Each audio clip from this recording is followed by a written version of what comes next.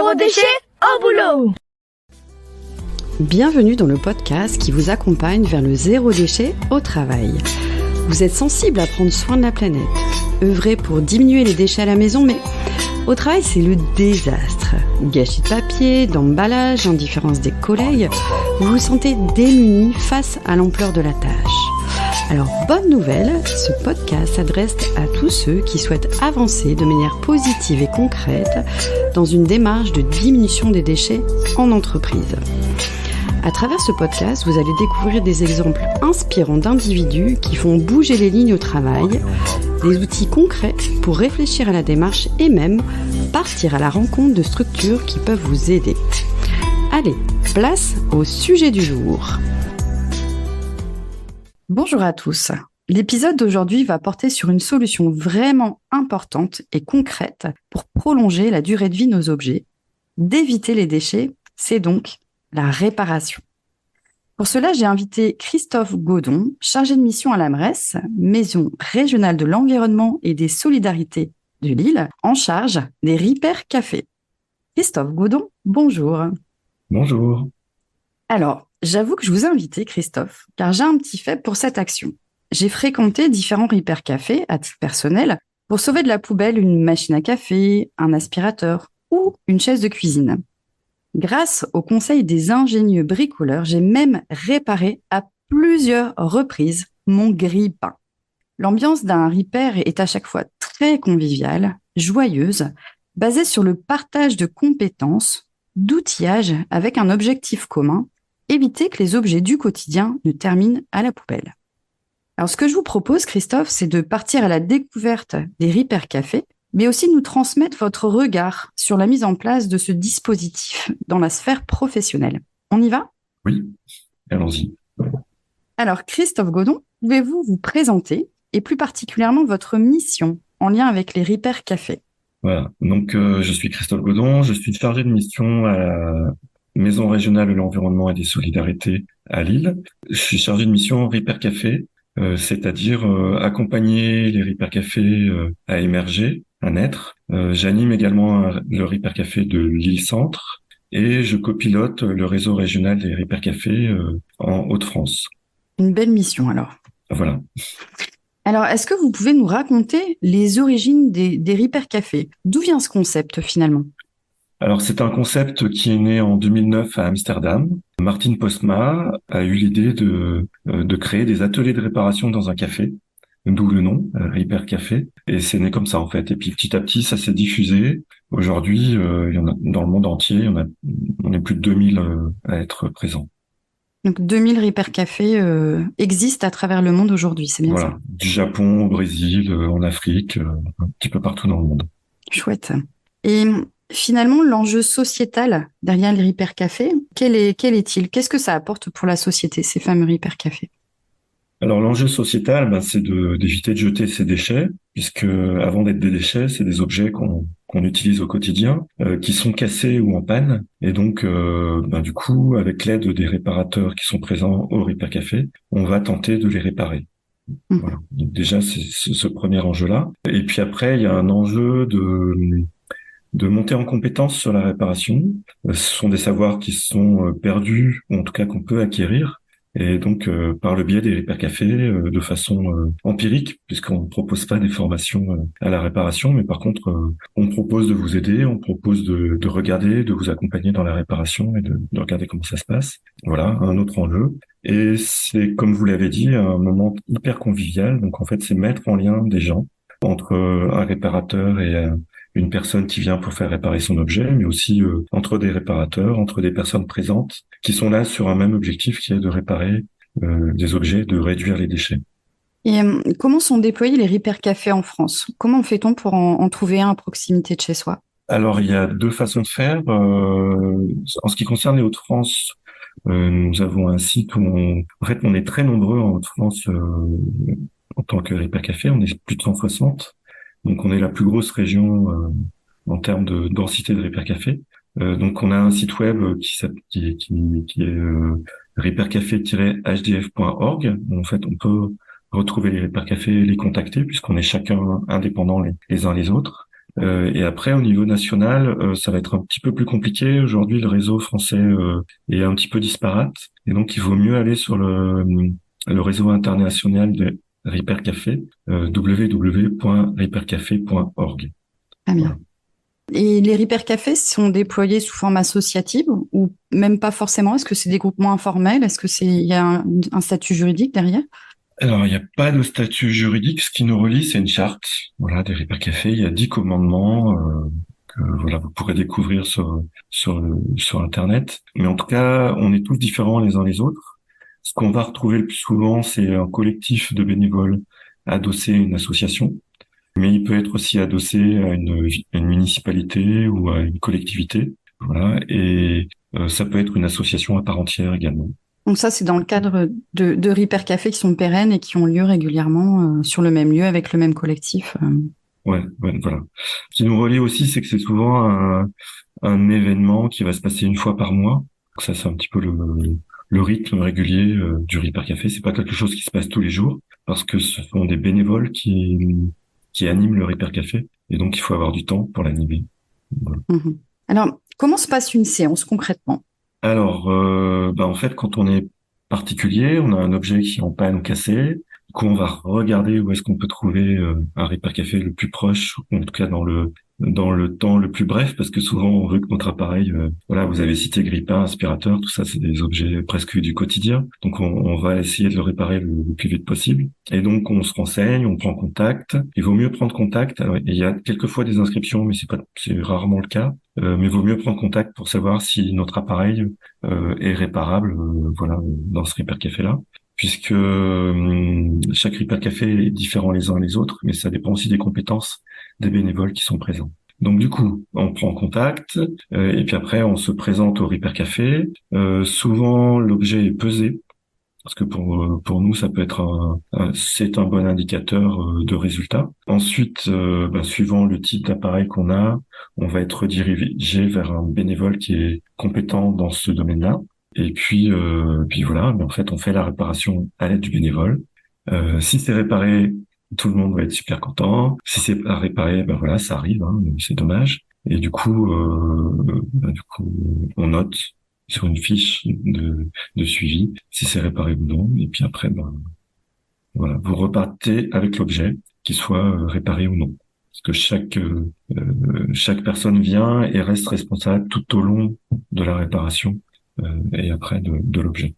Et alors pour les fois où je suis venue faire participer à un Repair Café, finalement c'est le bénévole est compétent pour, il a déjà le bon outillage. Je pense à mon grille-pain qui avait des vis en triangle. Personne n'a de tournevis en format triangle et le super réparateur avait le tournevis en format triangle. Il a changé les vis en bout de course pour me rendre autonome sur la réparation. Et ce qui m'avait marqué, c'est qu'on l'a fait ensemble. C'est-à-dire, c'est lui qui mettait les mains dans le cambouis, qui m'expliquait comment faire. La même chose sur l'aspirateur. Enfin, il y a une espèce de transmission de compétences où on fait ensemble, où il y a de l'explication, il y a de la transmission qui est vraiment sympa. Donc, moi, je trouve que c'est vraiment des expériences chouettes. Et effectivement, des fois, je me suis confrontée à... Il fallait un poste à souder spécifique pour ressouder une chaise en métal. Ce jour-là, il n'y avait pas le fameux poste à souder. Donc, la chaise, j'ai dû la ramener une fois suivante, voilà, pour pouvoir la réparer. Donc, c'est bien de prévenir en amont pour garantir la réparation. Est-ce qu'il y a des objets que vous réparez, je dirais de manière assez classique? Alors, je pense peut-être à des tablettes, l'ordinateur, etc. Et est-ce qu'il y a des objets que vous refusez de réparer ou vous ne réparez pas? Alors, les objets qu'on a le plus souvent, c'est ceux que vous avez cités, en fait, hein. C'est le grille-pain, l'aspirateur, la cafetière, la centrale vapeur, voilà. Et puis, pour les Repair Café qui font de l'informatique, oui, on a des ordinateurs, des smartphones, enfin voilà, ce type d'objet. Ce qu'on va refuser de faire, ça dépend beaucoup des Repair Café, mais par exemple, le micro-ondes, tous les Repair Café ne l'acceptent pas parce que dedans, il y a un composant qui va accumuler de l'énergie, beaucoup d'électricité, et même une fois débranché, il est encore chargé en électricité, quoi. Et donc, c'est un appareil qui est dangereux à réparer. Donc, si on n'a pas le réparateur qui s'y connaît, on va pas le faire. Voilà. En gros, ce composant, c'est un énorme condensateur. Donc, des condensateurs, il y en a dans tous les appareils électriques, mais qui sont en général plus petits. Alors, des gros condensateurs, on peut en avoir sur les téléviseurs, on peut en avoir sur les plaques électriques, par exemple. Voilà. Du coup, voilà, c'est des objets à manier avec précaution. Moi, dans le Repair Café que j'anime, on n'accepte pas du coup enfin, en tout cas, sauf cas particulier, on n'accepte pas les fours micro-ondes, les télé-écrans plats parce qu'on n'a pas vraiment la compétence et que ça prend du temps. Le gros électroménager, on ne prend pas parce qu'on est à l'étage et qu'il n'y a pas moyen de monter. Et puis ça prend beaucoup de temps, en fait. Du coup, voilà, on reste très focus sur les petits électroménagers. Et on ne fait pas le vélo non plus parce qu'il y a déjà des assos sur l'île qui sont très compétentes dans le domaine. Donc on n'a pas investi dans l'outillage, donc voilà, quoi. Et si on parle obsolescence programmée, est-ce que vous constatez que des fois, les objets sont rendus irréparables? Alors, je vois que vous souriez.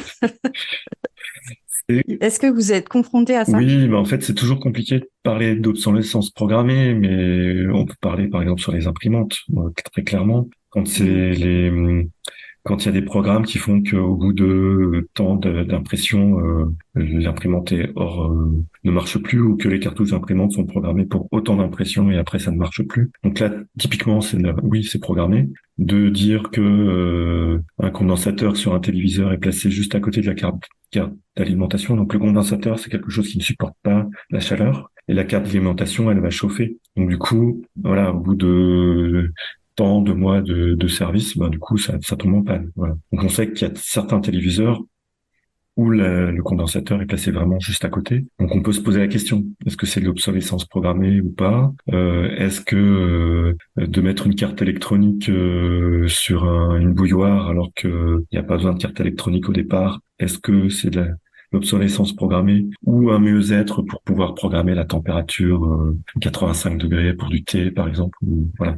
C'est des questions qui se posent. Donc oui, voilà. Typiquement, l'obsolescence programmée sur les iPhones qui n'arrivent plus à charger ou des choses comme ça, oui, là c'est l'obsolescence programmée aussi, quoi. Mmh. Et après, vous avez peut-être des objets rendus irréparables factuellement. Alors, je pense à mon grille-pain où il fallait juste démonter, nettoyer, qui était muni de vis dont personne n'a le type de tournevis ou ce genre de choses, ou une machine. Alors ça vous le faites pas, mais des machines à laver dont le tambour est scellé pour le rendre inaccessible.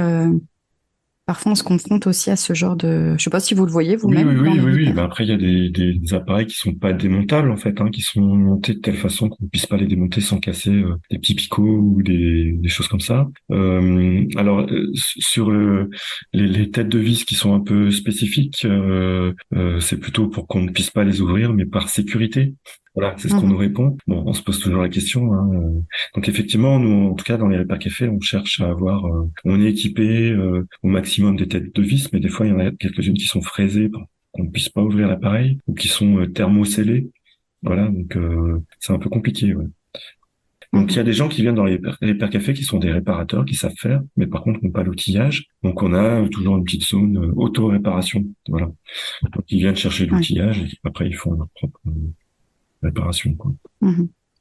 Alors, l'autre jour, après avoir animé une conférence zéro déchet dans la sphère professionnelle, l'une des participantes, Odile, pour pas la citer, est repartie en disant « Chouette, j'ai envie d'organiser un Repair Café au boulot ». Est-ce que vous auriez des recommandations à transmettre à Odile ? Alors, comme recommandation à Odile, je lui dirais d'aller voir le Repair Café le plus proche, lui demander si des Repair Café ponctuels sont des choses qui peuvent être faites dans le cadre du Repair Café. Ces moments-là sont toujours des moments un peu différents de ce qu'on a l'habitude de faire, nous, en tant que Repair Café. Parce que nous, ce qu'on anime, c'est sur un lieu donné, à une période donnée, c'est toujours en général la même période, le 3e mardi du mois, le dernier samedi, le premier samedi, voilà. Donc c'est des choses assez régulières. Le faire sur un lieu de travail, ça va être quelque chose de ponctuel. Donc tous les Repair Café ne le font pas. Après, il y a d'autres acteurs qui peuvent le faire. Donc par exemple en Hauts-de-France, ça peut être le Jardin d'Ébène, ça peut être Tipini, ça peut être l'Amresse ponctuellement, on ne le fait pas toujours. Ça peut être aussi en savoir plus sur la Picardie à Amiens, le Repair Café Côte d'Opale sur le Boulonnais, la Côte d'Opale. Voilà. Donc on a différents acteurs à pouvoir le faire, mais en tout cas, voilà, le plus simple, c'est d'aller voir le Repair Café le plus proche et lui poser la question. Et si on imagine qu'Odile veut créer son propre Repair Café de manière pérenne, quelle serait la marche à suivre ? Alors, il y a 6 étapes à respecter quand on crée un Repair Café. Déjà, c'est de voir ce qui se passe aux alentours. Est-ce qu'il y a déjà des Repair Café? Est-ce qu'il y en a un juste à côté? Bah, du coup, ça sert à rien de créer, plutôt d'aller voir comment renforcer l'équipe des réparateurs, enfin l'équipe bénévole, parce qu'il n'y a pas que des réparateurs Mhm. dans un Repair Café. Et puis après, s'il y en a pas de très proche, ou si on a vraiment envie de créer, par exemple dans son village, le Repair Café, donc c'est de lancer un appel à bénévoles, et puis de créer une première réunion, en fait, un premier rendez-vous. Donc de dire, ben, rendez-vous à telle date, à tel lieu, toutes les bonnes volontés sont les bienvenues, quoi. Et donc ça peut être un appel sur Facebook, parce que ça se passe pas mal sur Facebook, les Repair Cafés. Ça peut être aussi tout simplement le bulletin municipal, la lettre d'info du village ou du quartier ou de que sais-je. Et voilà, vraiment créer ce premier rendez-vous.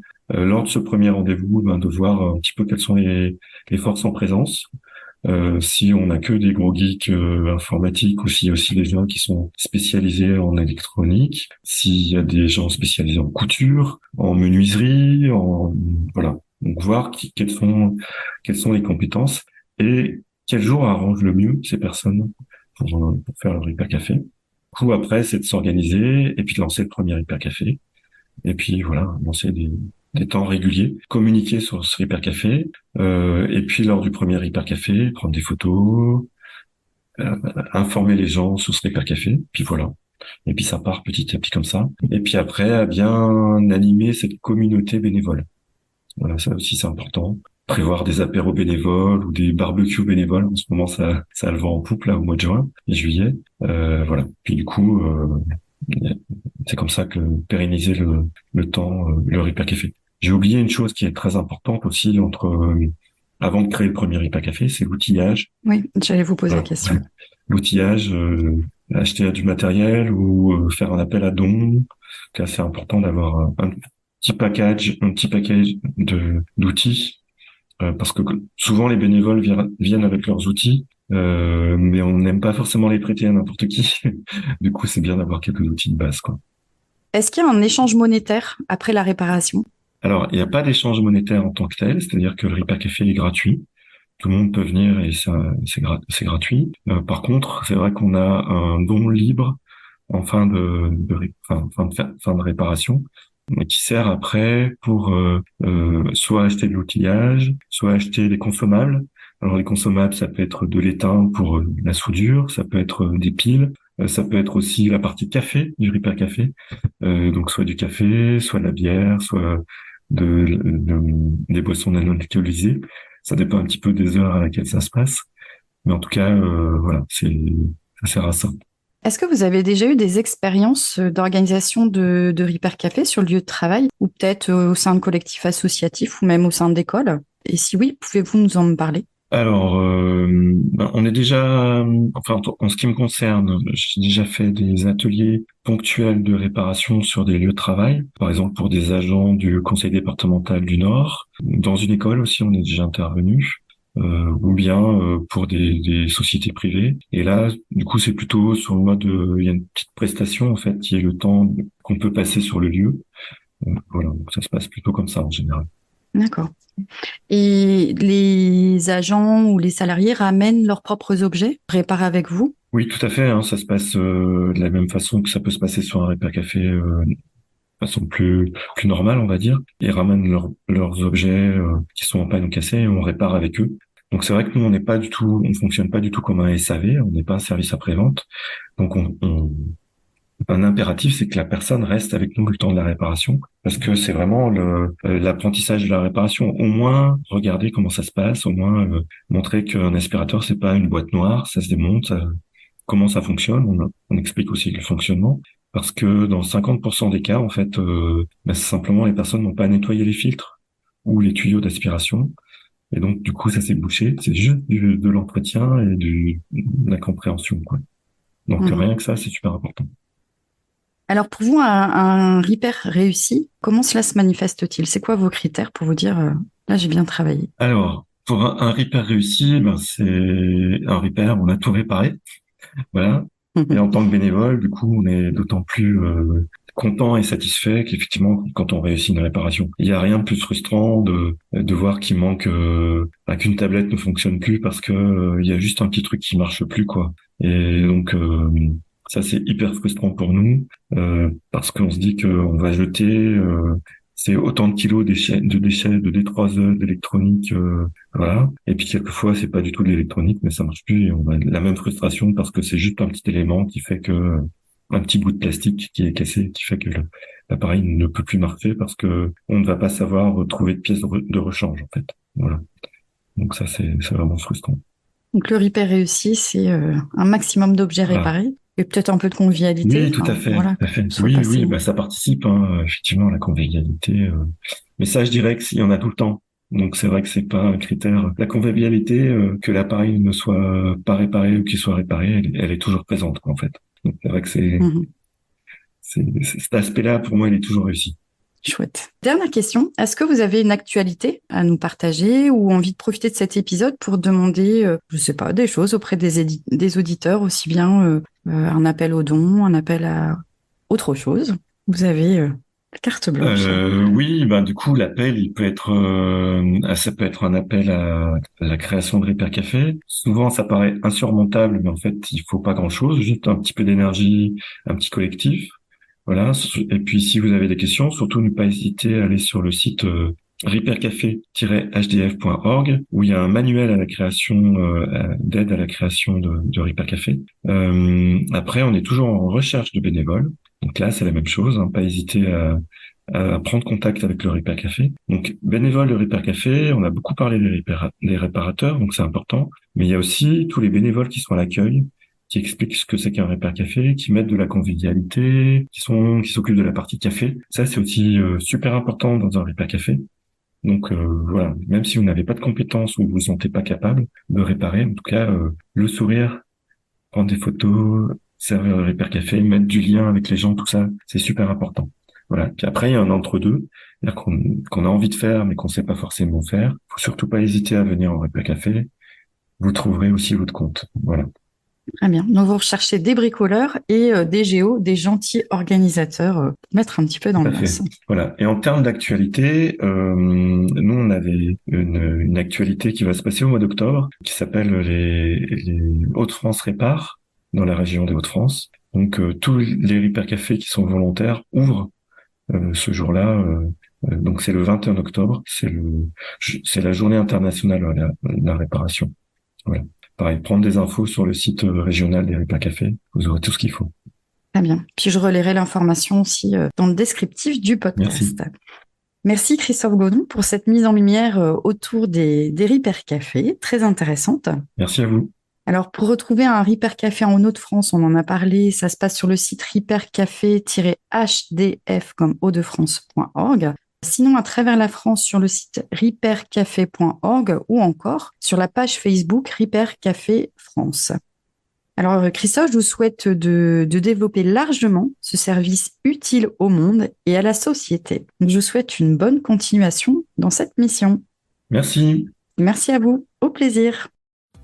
Merci pour votre écoute. Retrouvez un nouvel épisode chaque mardi dès 7h du matin. Et si vous voulez suivre les publications du podcast Zéro déchet au boulot, inscrivez-vous à la newsletter et vous recevrez dans votre boîte mail l'accès à chaque nouvel épisode. Vous retrouverez le lien dans le descriptif. Je suis Sophie Free.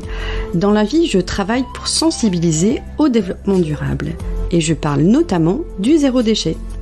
Pour cela, je propose des ateliers, des conférences, des formations professionnalisantes, un blog, Sophie au naturel, et je suis aussi auteure de livres sur le sujet. Retrouvez toutes mes informations sur le site sophie-o-naturel.fr. Au plaisir!